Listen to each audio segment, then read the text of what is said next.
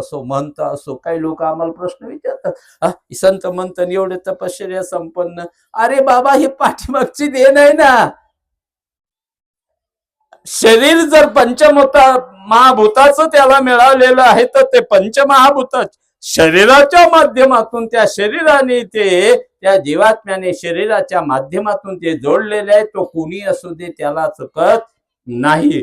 त्यांनी ती साधना आता केलेली, त्याचं जे त्याला बक्षीस आहे ते नंतर मात्र निश्चितच मिळणार आहे. आणि म्हणून हे तिन्ही ताप सगळ्यांनीच, तिन्ही ताप सारखे भयंकर जोडलेले आहेत असं नाही. अधिदैविक ताप म्हणजे जो आपल्या सातबाऱ्यामध्ये आम्ही म्हणतो की ज्याने जे जोडलेलं आहे ना, ते त्याला भोगावं लागतं, सुख अथवा दुःख. ते आपण जोडलेले. आपण म्हटलं की मी लय नामस्मरण करतोय आणि मला हे नाही पाहिजे, पण तुमचा सातबारा तसा नाही ना.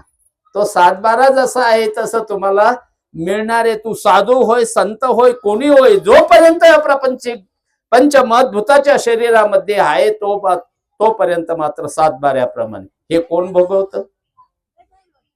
हे सुख दुःख तुम्हाला कोण भोगवतंय? कॅन्सर झालेलं आहे, डायबिटीज झालेले आहे. आता डायबिटीज सोडून देऊ आपण, कारण ते खाण्यावरून अवलंबून आहे. काही लोक म्हणतात, मला ते पटते नाही का, खाण्याच्या माध्यमातून होते नाही का.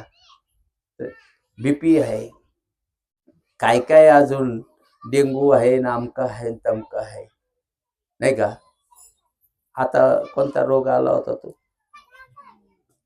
आताच गेला, कोरोना. काय होतं, अनेक संशोधकांनी संशोधन केलं की हे कोरोनाचे जंतू कसे आहेत, सापडले कोणाला?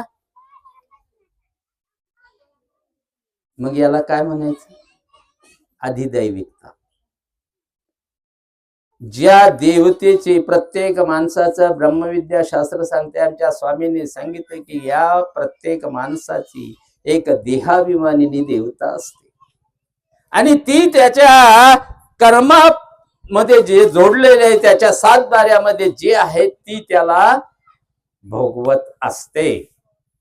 मग ते सुख असेल किंवा दुःख असेल, ती भोगवत असते. मग त्याला काय म्हणायचं? कोणता ताप येतो?